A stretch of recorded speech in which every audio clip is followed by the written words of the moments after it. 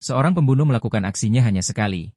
Menjadikannya alat adalah penghinaan terhadap keahliannya, karena cara dia membunuh ibarat seni berjalan. Pembunuh itu menyamar sebagai pelayan, dengan anggun melewati kerumunan pengawal. Saat menuangkan anggur untuk bos mafia, ia sengaja menumpahkannya kemana-mana. Melihat bos mafia bereaksi keras, pembunuh itu berpura-pura membantu mengelap anggur lalu buru-buru meninggalkan tempat kejadian. Namun bos mafia tetap diam tak bergerak. Para pengawal merasa aneh. Tiba-tiba darah menyembur dari leher sang bos, dia langsung tewas di tempat. Saat para pengawal menyadari apa yang terjadi, sang pembunuh sudah meninggalkan lokasi dengan tenang. Ternyata saat mengelap tangan bos mafia, pembunuh itu diam-diam menggunakan pisau tajam untuk menyayat lehernya, lalu menyembunyikan pisau itu di bawah piring. Aksi itu bagaikan seni membunuh tanpa meninggalkan jejak. Dialah Dashan, tokoh utama di dunia pembunuh bayaran. Sejak kecil ia hidup di dunia pembunuhan dan sangat waspada terhadap sekelilingnya. Tempat tinggalnya pun tersembunyi di balik wastafel dan sangat mewah, penuh senjata dari segala jenis.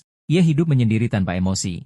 Tak pernah gagal dalam setiap misinya. Setiap selesai tugas, ia akan menemui perantara untuk mengambil bayaran, yang berupa sekantong berlian hijau, bernilai tinggi dan mudah dibawa. Suatu hari, perantara menunjukkan foto seorang bos mafia kejam yang beberapa tahun lalu dipenjara seumur hidup, namun baru-baru ini secara mengejutkan dibebaskan. Begitu kabar ini tersebar, ada orang yang menawarkan 1 juta untuk membunuhnya. Mendengar bayaran setinggi itu, Dashan langsung menerima tawaran. Menurut informasi dari orang dalam, adik sang bos akan dibebaskan besok dan bos akan menjemput sendiri. Ini adalah waktu terbaik untuk bertindak. Keesokan paginya, Dashan sudah berada di lokasi, menunggu kesempatan. Saat melihat bos mafia keluar bersama adiknya, ia langsung mengemudikan mobil untuk menyerang. Tapi mobilnya ditembak, menyebabkan panah yang ia siapkan justru meleset ke arah adik si bos. Ternyata dari gedung seberang ada penembak jitu lain. Ketika misi kacau, ia mencoba menembak bos mafia secara langsung. Namun polisi yang mendengar suara tembakan mengira ia mencoba menyerang mereka, lalu segera membalas tembakan. Penembak jitu melarikan diri, tapi akhirnya ditangkap polisi setelah perkelahian singkat. Sementara itu, Dashan pulang dan mencoba menenangkan diri dengan musik. Namun ia mendengar suara tetangganya memukuli pacarnya. Marah, Dashan keluar dan menghajar tetangganya hingga kabur. Si wanita yang babak belur dan terkunci dari rumahnya, hanya bisa menangis putus asa. Melihat itu, hati Dashan tersentuh. Ia melanggar prinsipnya dan mengizinkan wanita itu tinggal di rumahnya sementara.